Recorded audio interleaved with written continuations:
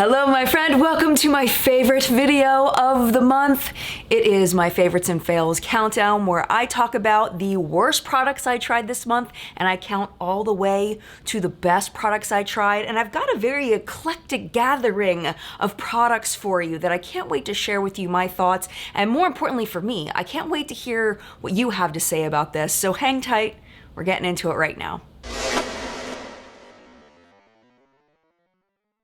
Before we get started, as you may know, I like to start off my favorites and fails countdowns with a hashtag not sponsored feature where I tell you about a product or something that I'm enjoying in life that is not makeup related and that I'm not paid to tell you, because brands do pay some creators to sneak them into their favorites and fails or favorites videos, and I find that to be a little weird. So today, my thing that I want to share with you is a podcast that I've recently discovered that has been the most bingeable podcast that I have come across in a very long time.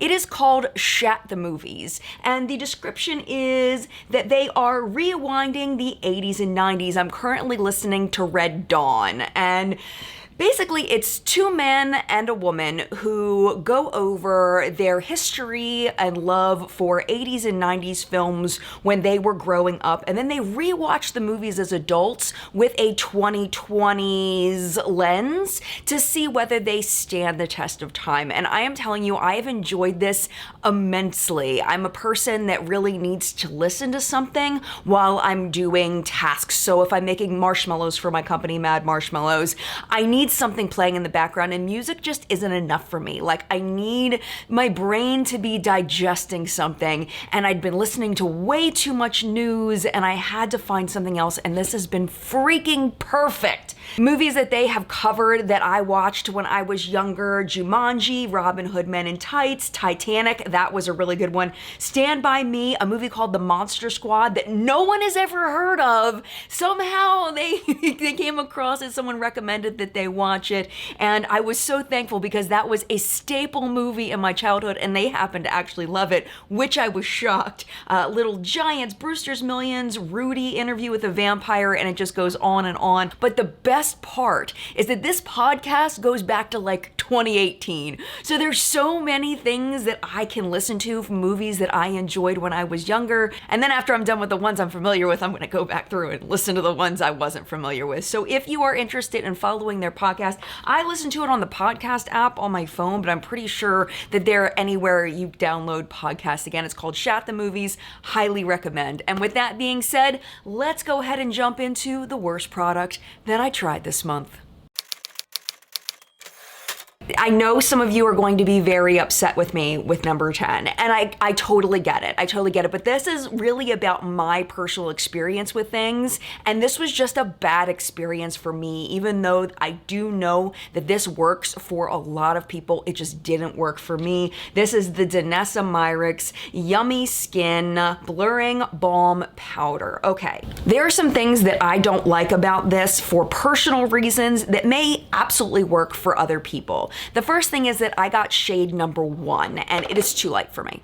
Just period. That was a bad choice on my part. The second thing is that I've noticed that the people that love this the most tend to be oily or combo skin. That is not me. And I think that that's contributing to why I don't like this product. I'm gonna go ahead and show you the photo from me getting ready today. I did use this, and I wanna show you this. I took this picture right before I filmed. Now, in the camera right now, my foundation I feel like looks really good. But if you actually look at it up close, it looks like complete crap. And it does not matter what I use this product underneath, what I use it over top of as far as skincare, as far as my sunscreen, as far as what foundation I use over top of it, what powders I use, it looks like crap. It makes my foundation look like it's broken up. It makes my pores look larger than they actually are. And I just really hate this. And I am so sad about that because I know it works so well for so many people. If I were to recommend somebody that's interested in this, I've heard people have much better luck with the translucent one. I've also heard more positive reviews from people with deeper skin tones. So maybe the deeper skin tone formula is better than the lighter skin tone formula. I don't know. But what it comes down to is this product just does not agree with me. It doesn't look nice on my skin. And I unfortunately don't like it. That's why it's at number 10. Number 9. Okay, I don't dislike this product. I just don't love it enough. I wish I loved it more. Like, I want to love it more. It's the Jones Road What the Foundation. Okay. It's not bad. I think their big place they went wrong with this is calling it a foundation. It's not a foundation. When I think of a foundation, I think of something that is medium to full coverage. You can also have a light coverage foundation. This is a tinted moisturizer. It is not a foundation. It is, you could call it a tinted balm, a tinted moisturizer, or something like that. But that's, I think, the biggest branding mistake they made. Even though I think What the Foundation is a very cute name, it belongs on a different product. So the expectation here really needs to be low as far as coverage. And there are a lot of people like me who don't really like a full coverage look. So this works great for days that I am not filming and just want a little bit of tint on my face. It's beautiful for that. But that's where the positives end, unfortunately. Now with this has been sitting, I haven't used it in probably 3 days, and it is just dripping with oil. This is, I understand that, you know, stirring a product could be part of, you know, what they tell you before you buy it. That's fine. I don't think that this is acceptable. That's just my opinion. I feel like you should never open a foundation and have it look like this. I'm scared to tip it too much. You know what I'm going to do is I'm going to take a picture of it, because if I tip it, the oil is going to drip out. So this is the photo that I just took. I mean, it's too much work for how expensive it is and how little it does. The other thing is it does have quite a strong fragrance. So if you're anti-fragrance, if you don't like things with a relatively strong scent, you also want to stay away from this. And it just has too many negatives for the price point. It's too high maintenance. It doesn't do enough. And it's just not a great product. It's a good product for the right person, but it's not a great product. Who I would recommend this for, I still stand by. If you have dry skin and you like a light coverage, you may still very much enjoy this, but this is going to be a very small group of people in the grand scheme of things that is really going to enjoy this, because it is so high maintenance, high fragrance, expensive, all of that. Even though I am going to continue to use this, I don't think I would repurchase this particular formula. Moving on to number 8, this is a great product. It's a fabulous product, but you can get almost the exact same thing for way cheaper. This is the Huda Beauty new stick blush. It is called Batty Berry is the name of the shade, and I think it's just called a blush stick, cheek tint. And it goes on so beautifully. Let me go ahead and swatch it for you. It's so pretty, and when you blend it blends out beautifully, and it just gives this beautiful flush to the skin. It is buildable, it's gorgeous, but it's essentially the same thing as this Milani. This is the Milani Supercharged Cheek and Lip Multi-Stick. It's pretty much the exact same product. Let me go ahead and swatch that over here. The shades are slightly different, but the way they blend out is essentially the same. I do think that the Huda Beauty is slightly more blendable, but overall, let me just get you up close. I mean, for the price point, I just don't think the Huda is worth it when you can get the Milani for, it's essentially the same product. So that's really my biggest complaint with this. It's a beautiful product. It's just this outdoes it. So really the only reason why I think you should get this over this is if you want something by Huda Beauty, if you like the packaging better, because this packaging is a little obnoxious. But yeah, it's really just not worth the price. I was so excited about this product and so excited about this collection in general. This is the Kellogg's Frosted Flakes and Glamlite highlighter. And I made the mistake of getting the entire Hershey Kisses collection, waited like 3 weeks to get it in the mail. So by the time I got my review up, people were over it. People were done with it. So I decided this time I wasn't going to get the whole Frosted Flakes collection, even though I was very, very tempted, and just got the little bowl of cereal highlighter. And And the packaging did not disappoint. It is absolutely adorable, and it's everything that I wanted it to be. The only thing it's missing is a cereal scent. It does actually smells pretty terrible. I know everything's a chemical, but it smells like chemicals. It's hard to describe. But highlighters traditionally don't have a great smell, so I'm not holding it against it. So packaging, A+. Absolutely love it. The formula inside, I really wanted to love it. It's absolutely beautiful. I think this is going to serve best, honestly, as a body highlighter for somebody with medium to deeper skin tone. It is going to be gorgeous for that. Actually, maybe even lighter skin tones might be able to use this as a body highlighter. But what you might notice through my other swatches that I didn't properly clean off is that it's very chunky. It's just a creamy formula for a powder highlight.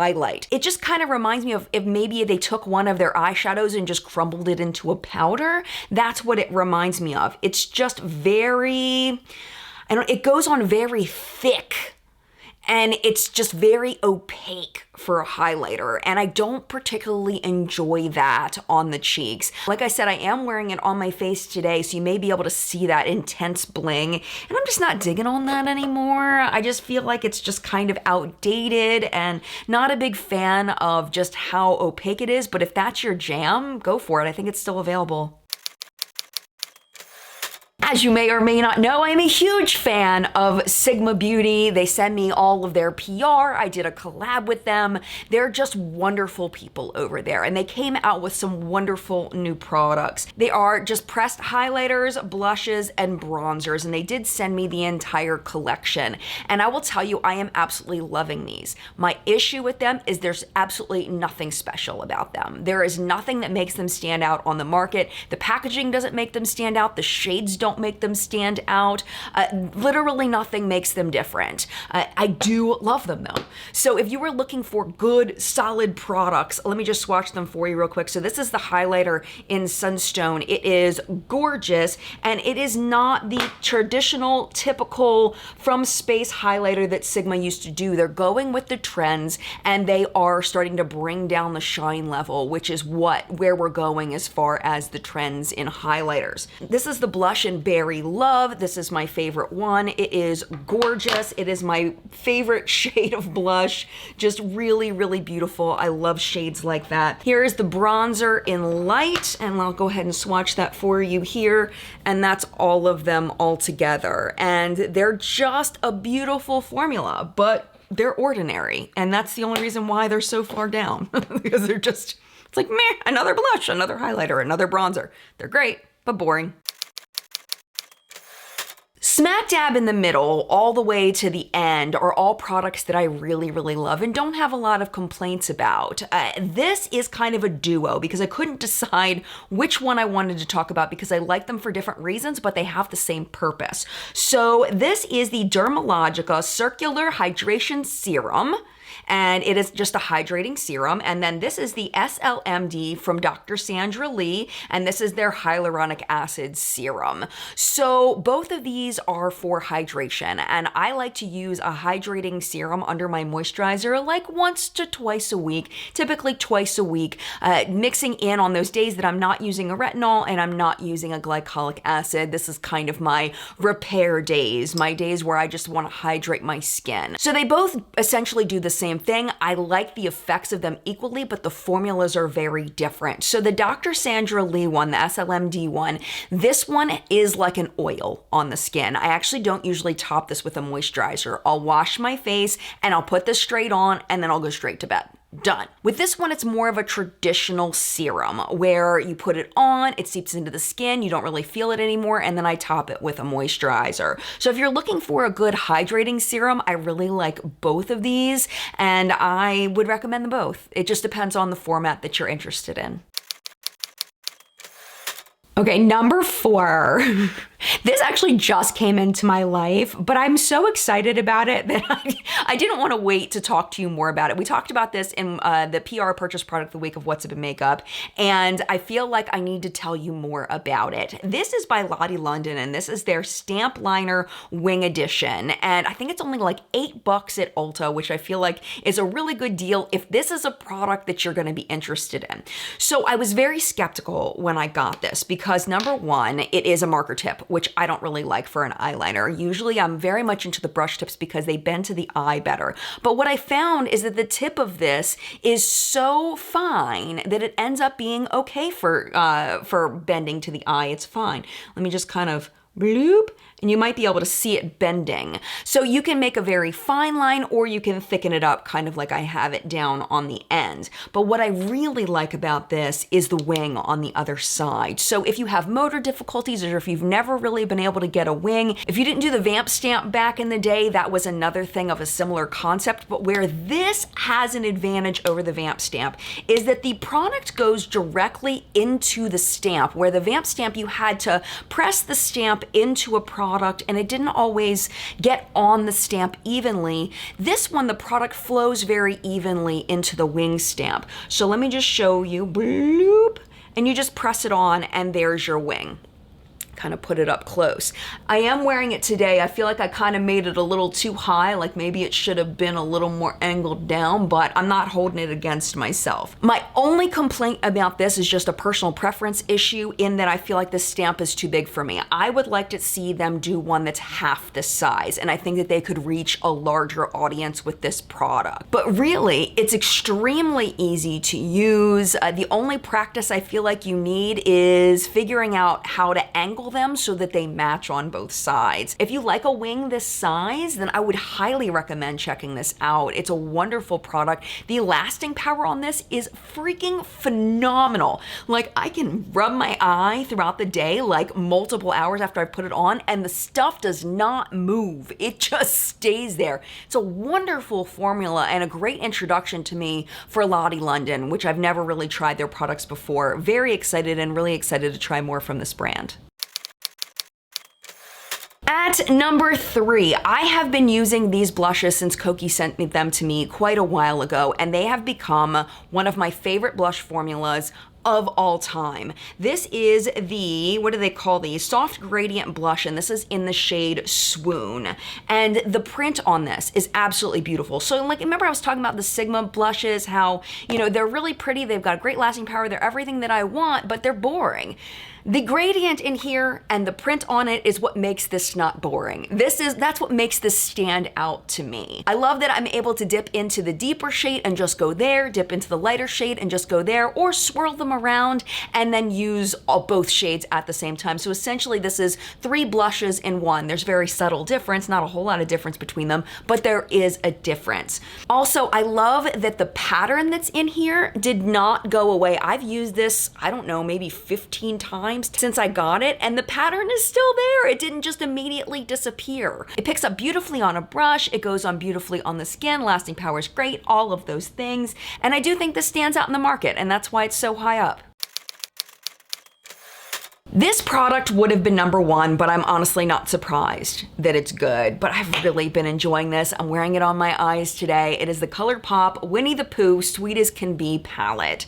And I know a lot of you have probably tried ColourPop shadows before, know what you personally think of them, but if you haven't ever tried ColourPop and you're looking for a less expensive option for really high quality eyeshadows, I really do recommend ColourPop. They nail it. They nail it every time. Well, not every time. Most every time. I would say out of the eyeshadow palettes I own from ColourPop, they hit it for me about 85% of the time, in an estimate. But this one is definitely a win. I love the color story on this. The packaging is freaking adorable. On my eyes today, in the crease, I used this shade here and this shade here and a little bit of this shade here. On my lid, I stuck with the green here, and then I put a little bit of this pink on, and they're just beautiful. beautiful, beautiful shades. Let me swatch a few for you because it's such a fun palette. And the best part, I think, about ColourPop palettes for me is they really curate the shadows so that you can't really mess it up as far as the selection of what you choose to use within the palette. I've paired up so many different combinations of eyeshadow. That swatched awful. It's much prettier on the eye. I've paired up so many of these shadows and really always came out with a beautiful look. It didn't matter which ones I chose. They really hit the combination very, very well. I'm just gonna swatch this one again because I felt like with my pinky it didn't really show up. And then there's that. So this is the entire, that's the entire palette, and it is just so fun to play with. It is such a fun palette, and the looks I come out with are just always really pretty, and it's just consistently good. So great job once again to ColourPop. Freaking love this palette. And then finally, at number one, I always say this for a product that absolutely surprises me. Did not think I was going to love it, but I love it so much. This is the Gwen Stefani Give Most Def Instant Definition Sculpting Brow Pencil. Why do I have a brow pencil at number one, you may ask? I will tell you why. It is because of this. And when I talked about this in the initial review video of this, people were kind enough to tell me that there are some K-beauty brands that use this tip, but this is fabulous. Oh my gosh, I love this tip. So what I do is I just put it in the front of my brow, just drag it up, and then when I get to the tail, I just turn it just a little bit, and it just puts my brows on in one swipe. I don't have to do anything else. That's it. I'm done. As far as application goes, I'm done. Of course, I do brush it through with the spoolie, and just like every brow pencil that I love, the most important thing for me with the spoolie stage is that it blends the brow product without blending it away, without making me have to go in for another swipe, and that is exactly what this does. It is a phenomenal brow pencil, and I am shocked that I love it as much as I do. So great job to Gwen Stefani on this. Or whoever on her team invented it, I don't know, but it's fabulous. At this point, my friend, it is your turn in the collective brain of makeup awesomeness, also known as the comment section down below. I would love to know your thoughts about any of the products that I talked about today. If you've tried them, do you have the same opinion as I do, or do you have a different opinion? And if you have a different opinion, do you know why? Like, can you pinpoint why you may like it more or less than what I said? I would love to know your thoughts because I only have one face. I only have one opinion, and there are so many of you watching that you can give us more information and maybe help someone else to not buy crap or to buy something that they will truly, truly love. So leave your thoughts down in the comments down below. Even if you haven't tried these products, I'd still love to know what you think. Thank you again so much for watching. If you would like to hang out a little bit longer, YouTube should be recommending a couple videos for you right over here to watch. But if it is your time to go, because you got stuff to do, it is no problem at all. Thank you so much for hanging out as long as you did, and mad love to you, and I will see you in a video very, very soon. Bye!